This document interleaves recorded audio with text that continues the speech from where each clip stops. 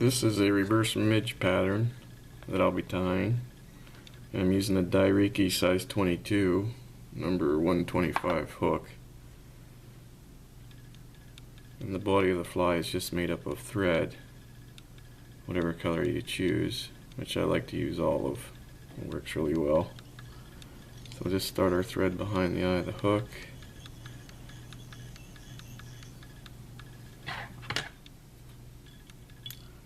And what I use for the wing is a piece of plastic bag.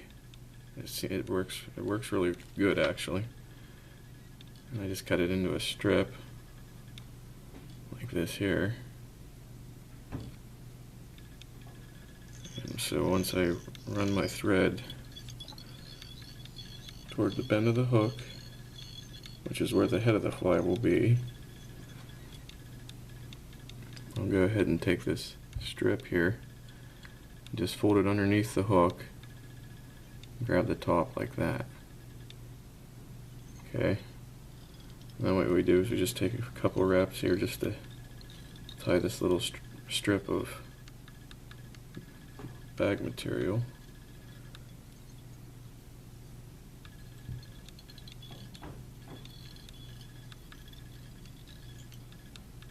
There, now once we have that secured in there, we'll just take some wraps around the wing here. Just kind of go easy when you do this step because you can really mess up your wings. You don't really want to pull on your thread unless you're supporting the fly here, like the wing. You want to make sure you grab hold of it and then pull on your thread. Yeah, we'll make a few wraps around here.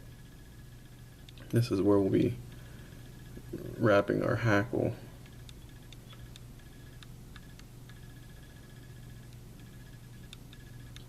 I like to build it up, oh, I don't know, quite a bit actually, just to really support that wing.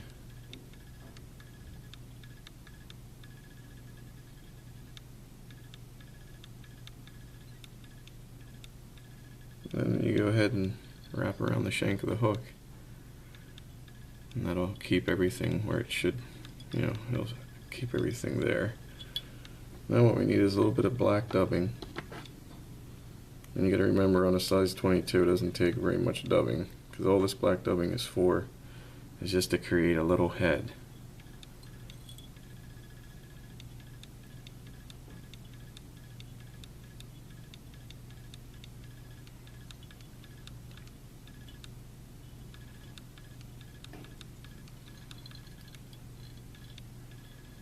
Now we'll go ahead and make up a small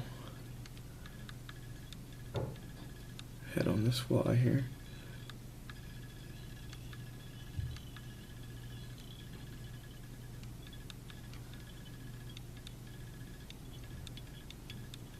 Got a little too much dubbing. What I'll do is I'll just pick that off and then take my scissors and snip off the extra dubbing. That's how I found the best way to get rid of the dubbing if you end up with too much. It's really easy to do on these tiny flies. End up with too much dubbing. I need to take a couple wraps behind the wing. Then we're ready for our grizzly hackle. So take the hackle here and tie it in right behind the wing.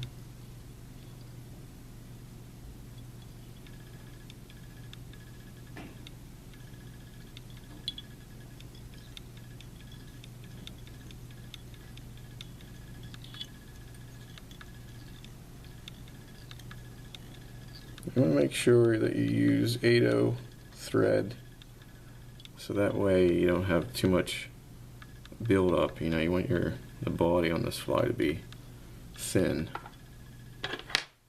I'll go ahead and take my hackle pliers.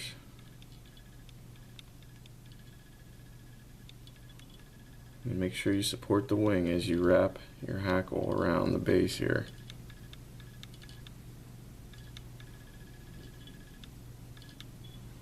This can be a little tricky sometimes.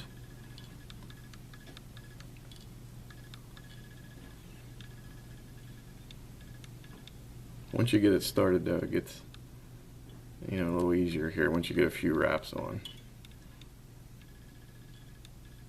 Just make sure you support that wing as you wrap around. I like to add quite a bit of hackle on this fly too, just to help it float real well. And it also helps, you know, you can see it easier out in the stream. You just want to keep wrapping down toward the shank of the hook.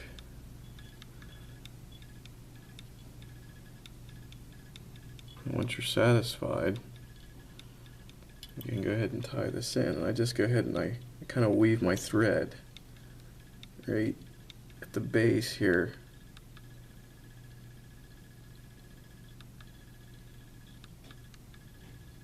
And I still, you know, I leave the hackle pliers hooked to the tag end of the hackle yet.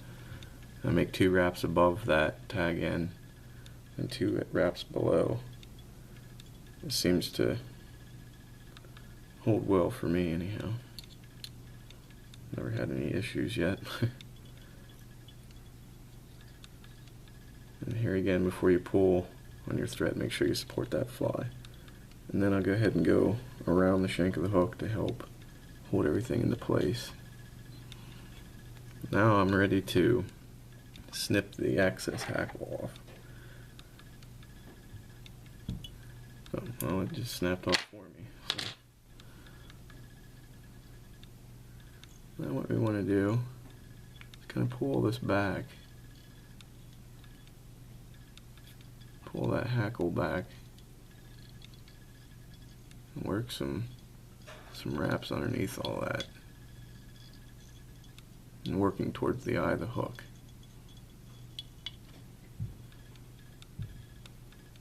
Now we're ready for whip finish.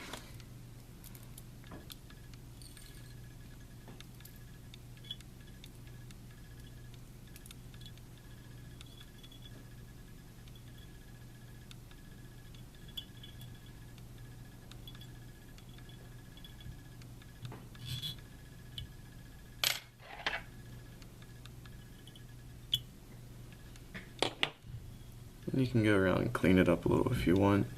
Get rid of some of the crazy hackle fibers.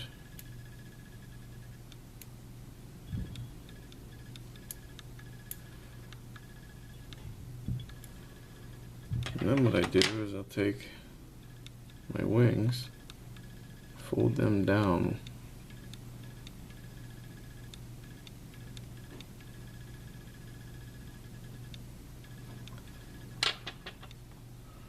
I'll snip those wings off, even with the hackle.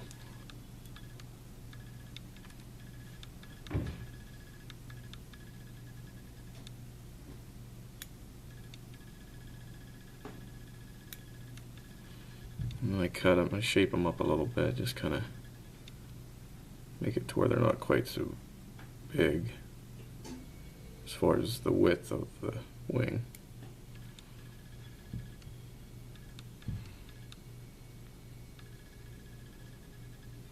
I've used this pattern in some real calm water where the fish were just, you know, just sipping the midges off the top, and this worked really well.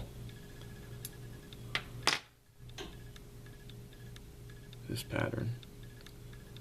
There, now as you can see, I went ahead and flattened those wings out, push them down. Then I'll just take a little bit of Zap-A-Gap and put it right between the wings here, just to kind of help keep everything down. As you use this fly, those wings get kind of gnarled up and misshaped, but periodically as you're fishing it, you can just kind of shape the wings, you know, kind of pull them down. Because the fish, you know, obviously, when they eat this guy, they can tear up the wings a little bit. But they're actually pretty durable for what they are. And that's the fly. And tie these up, try them out. They work pretty good. Alright, hey, thanks for watching.